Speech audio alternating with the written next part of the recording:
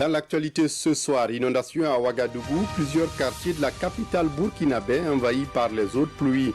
Des habitations, des services publics et autres commerces ont été touchés. Plusieurs dégâts matériels. On enregistre 70 à 90 mm d'eau à certains endroits. Dans ce journal, le calvaire des habitants riverains du canal Anayele. Et puis dans le journal également, satisfaction chez les militaires radiés et policiers révoqués à la suite des mutineries de 2011 au Burkina Faso. Hier, le gouvernement a décidé de leur réintégration. En attendant de savoir comment sera fait dans les détails, ces militaires et policiers se disent prêts à servir la nation, peu importe l'endroit où ils seraient affectés. Réaction à suivre dans cette édition. Et dans cette édition, la Russie suspend le traité sur les forces nucléaires intermédiaires, une décision qui fait suite à l'attitude des États-Unis qui ne respectent pas leurs engagements en la matière. Quelles sont les conséquences d'une telle décision? On en parle dans ce journal. Ce sont là les titres du 20h. Mesdames, Messieurs, bonsoir et ravi de vous retrouver. Mais pour ouvrir ce journal, direction Kosiam, où l'ambassadeur du Maroc au Burkina Faso est allé faire ses adieux au président du Faso. En poste depuis 8 ans dans le pays, le diplomate du royaume chérifien est en fin de mission. À la suite de ce diplomate, le président du Faso a reçu une délégation des Nations Unies venue au Burkina s'enquérir de la situation des déplacés. Alissa Sanfo, Oscar Soulama pour les détails. L'ambassadeur du Maroc fait ici ses adieux au président du Faso. Après 8 années passées au pays des hommes intègres à travailler pour le renforcement de la coopération, le doyen des ambassadeurs du Burkina repart jouir de sa retraite avec le reflet du devoir accompli.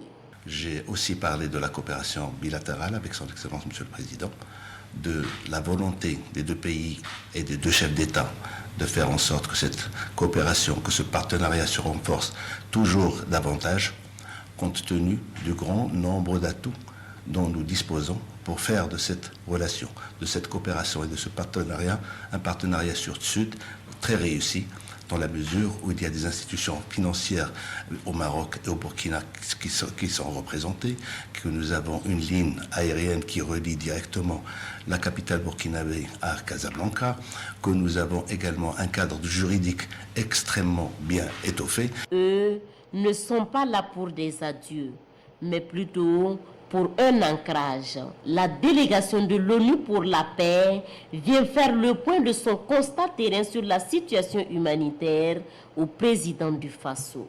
Nous avons également pu ouvrir un bureau des Nations Unies à Kaya même. C'est pour être plus présent et plus proche des populations qui ont des besoins et d'appuyer le travail que font les autorités à Kaya par rapport à la réponse urgence humanitaire.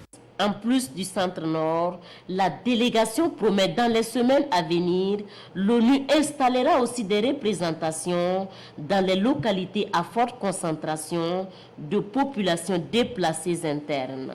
Et c'est le même compte-rendu fait ici par la délégation au Premier ministre avec les mêmes promesses.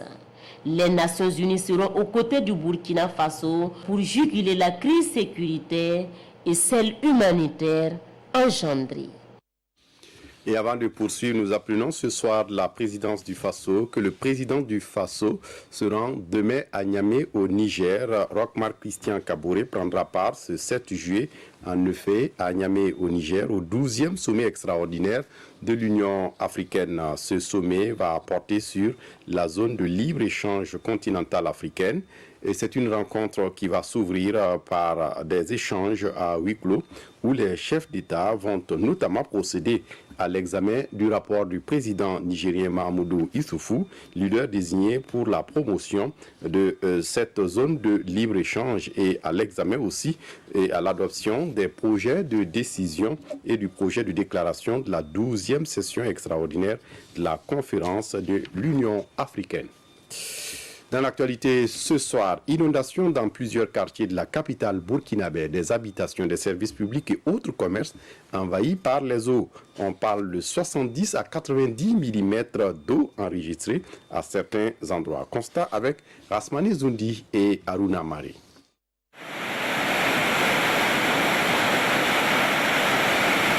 Le ciel a encore ouvert ses vannes, mais de trop ce jeudi, dans la capitale burkinabé. 90 mm, c'est la hauteur d'eau recueillie à l'aéroport et 75 mm au quartier Somgani de Ouagadougou. Ces chiffres émanent de Météo Burkina. Conséquence, des rues inondées, des cours envahis par les eaux, comme ici à la zone du bois où ces résidents tentent avec les moyens du bord de remettre de l'ordre après la furie des eaux. Et il a plu jusqu'à l'eau est rentrée dans nos chambres, au niveau de la hanche. On n'a jamais vu ça. Même la pluie du 11 septembre, nous, on n'a pas trouvé ça. Mais pour les habitants, la cause de ces inondations, ce sont les travaux d'assainissement en cours dans le quartier. Ils ont travaillé, ils ont creusé, ils ont mis ça dans les caniveaux. Donc l'eau ne peut pas passer. Approchés, les représentants d'entreprises incriminées n'ont pas souhaité réagir.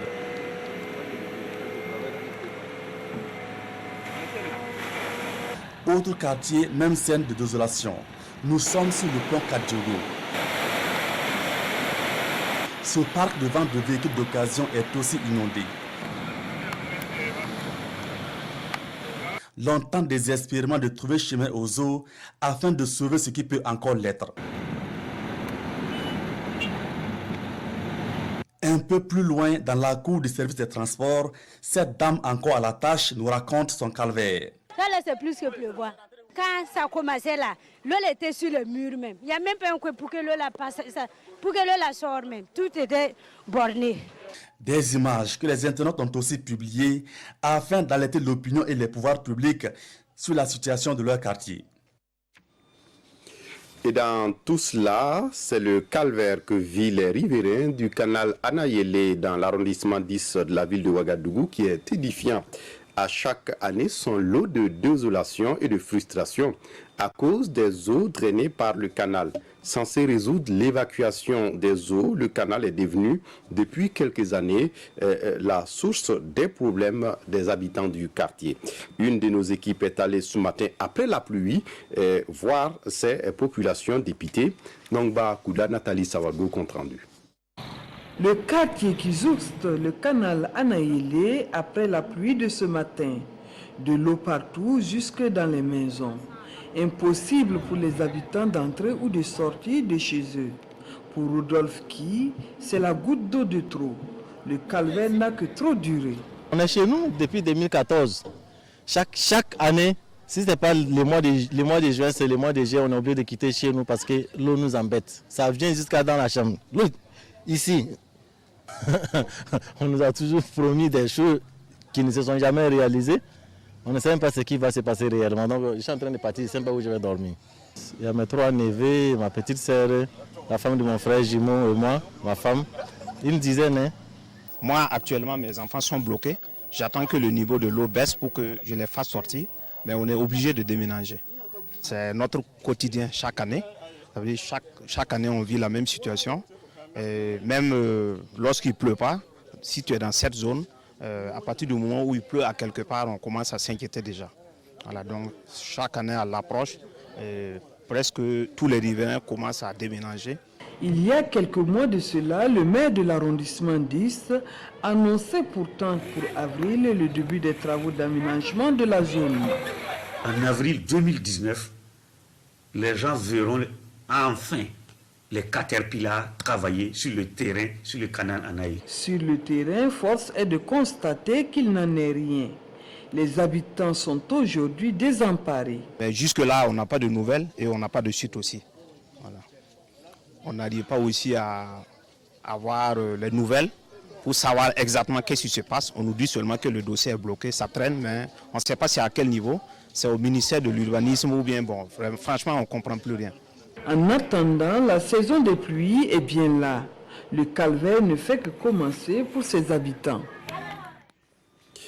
Les militaires radiés et les policiers révoqués à la suite des mutineries de 2011 au Burkina Faso sont satisfaits de la décision du gouvernement de les réintégrer. Ils se disent prêts à servir la nation, peu importe l'endroit où ils seraient affectés. Une de nos équipes est allée les rencontrer ce jeudi. Réaction avec Frédéric Etienne Bassenga. Le Conseil des ministres du 3 juillet dernier marquait son accord pour les propositions formulées par le Haut Conseil pour la réconciliation et l'unité nationale afin de permettre la réinsertion sociale des militaires radiés et fonctionnaires de police révoqués suite aux événements de 2011. Au lendemain de cette nouvelle donne dans leur situation, militaires radiés et policiers révoqués saluent l'initiative en attendant de savoir le contenu de ces propositions. Nous respectons leurs décisions parce que c'est le résultat que nous attendons depuis fort longtemps. Nous ne pouvons pas quand même nous prononcer beaucoup parce que nous n'avons pas d'abord le contenu de ce rapport proposé par le HCROUN. Donc c'est déjà un pas, c'est un sentiment de joie. Nous ne pouvons que saluer. Pour eux, réintégration, réinsertion, peu importe, c'est servir la nation qui les préoccupe. Si le gouvernement trouve que nous, il peut nous amener ailleurs, il n'y a pas de problème, nous on va travailler. S'il nous amène dans l'armée aussi, on va travailler comme il faut. Nous sommes des Burkinabés, nous sommes tous des Burkinabés, donc on est prêts vraiment à donner le meilleur de nous et pour construire ces pays-là. 2011-2019, 8 ans qu'ils luttent, policiers révoqués et militaires radiés espèrent que cette mesure sera rapidement mise en œuvre. Et puis Radio Burkina consacre ce 4 juillet à la journée de la cohésion et du vivre ensemble. À ce effet, la chaîne a bouleversé ses programmes de la journée pour largement évoquer ce sujet. Ismaël Diloma Sirima. Le temps d'une journée, la radio nationale se focalise sur la thématique de la cohésion sociale et du vivre ensemble. De 5h à 19h, le programme de la radio nationale a été modifié dans ce sens. Nous estimons que nous sommes aujourd'hui une force qui puisse contribuer à relayer les messages de paix, de réconciliation et de vivre ensemble. Toutes les tranches d'animation, toutes les émissions sont aux couleurs de la cohésion sociale. Nous allons, avec nos invités, essayer de comprendre pourquoi le tissu social s'effrite, mais surtout, nous mettrons l'accent sur comment le réparer, comment ressouder un peu les liens pour mieux vivre ensemble. Les journaux parlés de la radio nationale de ce jour connaissent également des modifications pour mieux se coller à la thématique de la cohésion sociale et du vivre ensemble. Le journal de 12h45 qui était généralement 10 minutes, nous l'avons fait 30 minutes si nous l'avons ramené à 12h. Et aussi le 13h qui était essentiellement 20 minutes, nous l'avons étendu à 1 heure. Le contenu, c'est essentiellement des thématiques abordant ces aspects comme je viens de le dire, la cohésion sociale, la paix. Cette initiative de la radio nationale de dédier son programme du jour à une thématique particulière devrait se poursuivre dans les mois à venir. Et pour la cohésion sociale, une participation citoyenne des maîtres coraniques dans la région du Sahel s'implique à travers une association, Tabital Andal. Ils viennent d'organiser un colloque pour marquer leur contribution à la paix et au renforcement de la cohésion sociale dans le pays. Explication, Lazare Sanou. Un colloque pour outiller les maîtres coraniques de la région du Sahel dans la recherche de la paix et la cohésion sociale au Burkina Faso. Des activités jugées satisfaisantes par les membres de l'association qui veulent ainsi conjuguer tous les efforts dans la quête de la paix. Le contexte actuel implique beaucoup les maîtres coraniques dans ce système. Ils sont accusés de part et d'autre. Et je crois que si on essaye de cadrer un peu leur activité, ça va un temps soit peu nous aider à comprendre que les maîtres coraniques ne sont pas ce qu'on croit d'eux. Le thème qu'on a est participation citoyenne de maîtres coraniques à l'édification de la paix au Burkina Faso. Ça veut dire beaucoup de choses. C'est un début pour nous et nous pensons quand même que sur cette voie, on va arriver vraiment au bout de ce que nous cherchons, Inch'Allah. L'une des recommandations des participants, c'est l'extension de ce type de colloque à l'échelle nationale pour renforcer le vivre ensemble. Nous sommes tous embarqués dans un même combat de la paix, de la sécurité. Donc, dès que c'est l'ensemble du territoire qui est couvert, l'ensemble des maîtres coraniques qui sont des acteurs importants qui sont touchés, je pense que ça permet aussi de multiplier le message à l'endroit de leurs entourages, de leurs disciples aussi. Depuis 2017, l'association Tabital Andal des maîtres coraniques du Sahel entend ainsi contribuer à la promotion de la culture de la solidarité, de la paix pour un développement durable. La Banque mondiale a contribué à la mise en œuvre du projet Pôle de croissance de Bagré, mais les investisseurs se font toujours désirer sur le site. Les producteurs déjà installés éprouvent quant à eux des difficultés et pas des moindres pour leurs activités. Profitant d'une visite des députés membres de la Commission du développement rural, de l'économie et des changements climatiques de l'Assemblée nationale, ces producteurs n'ont pas été avares en parole. Ils ont exposé un chapelet de préoccupations à l'occasion. Olopoda Yakuba Gamene.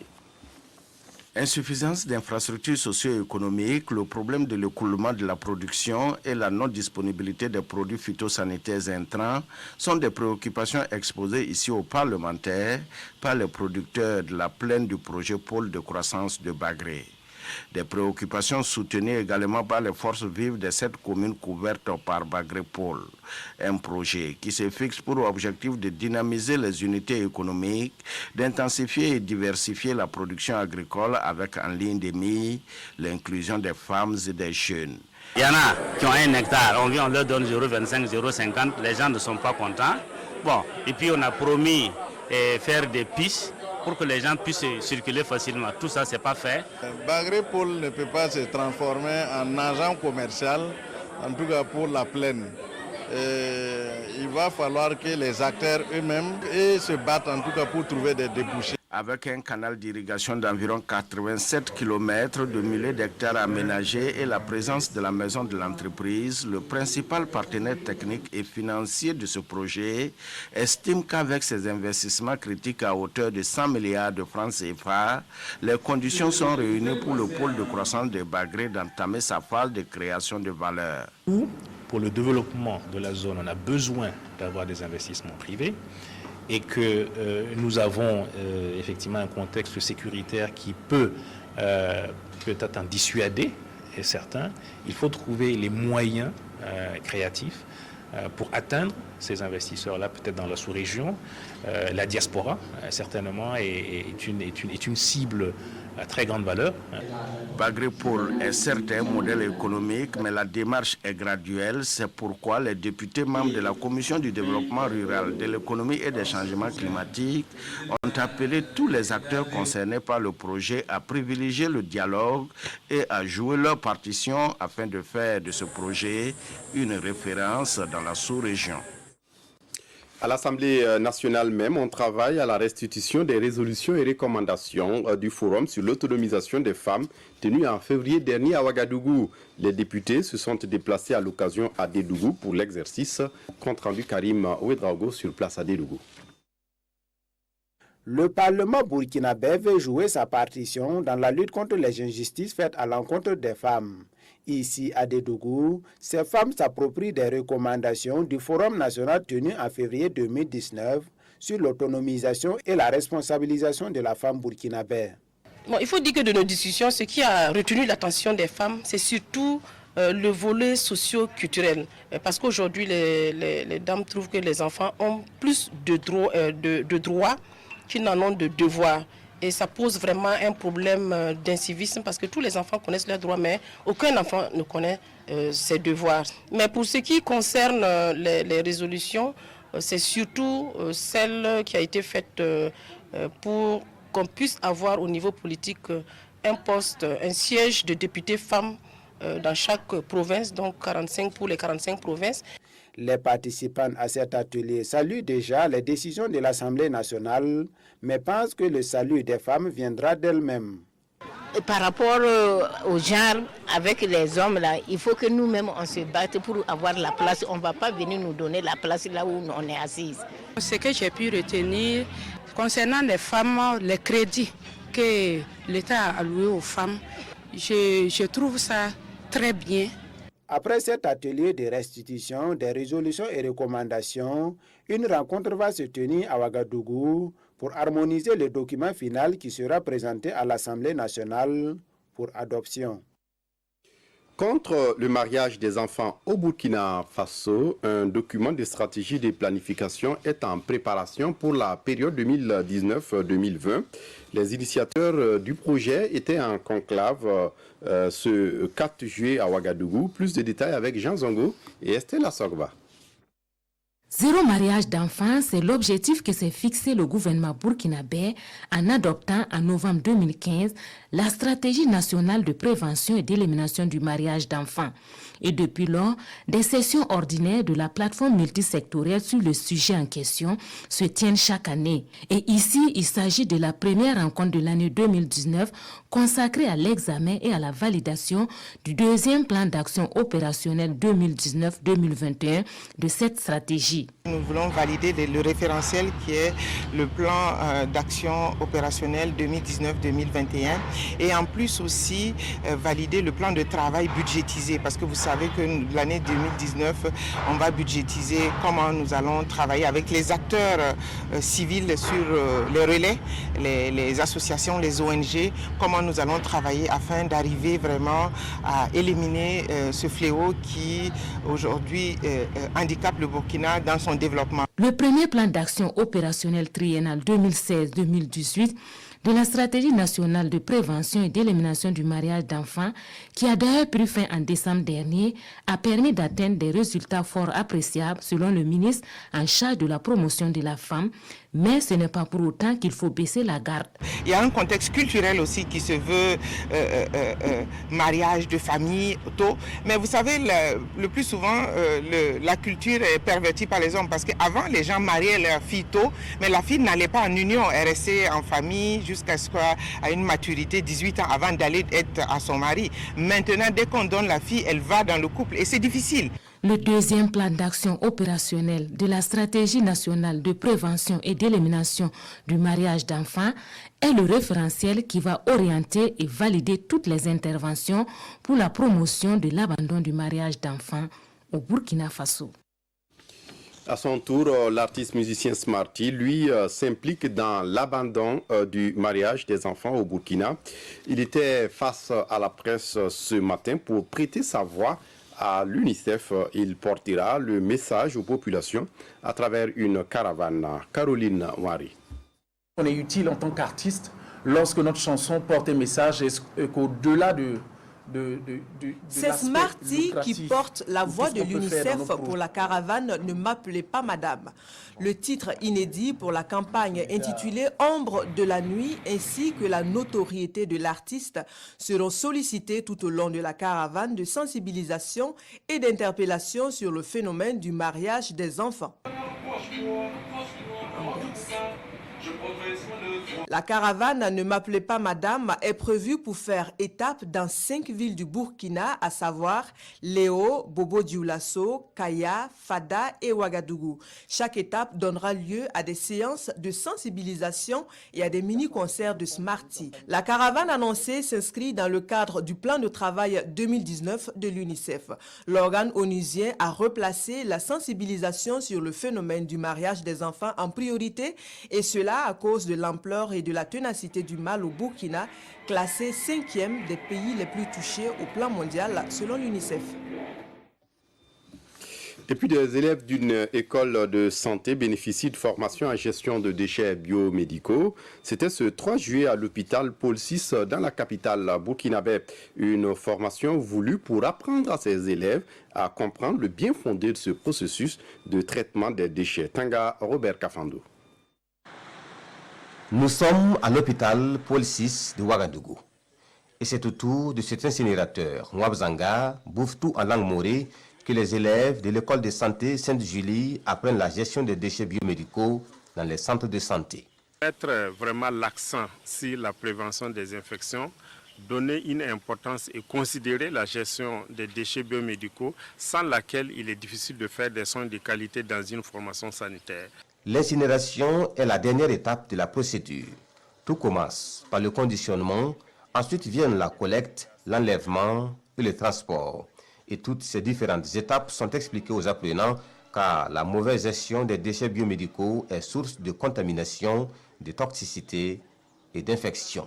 On en a deux variantes. Il y a la variante mobile et la variante fixe. Elle a eu le prix de la présidence du Faso.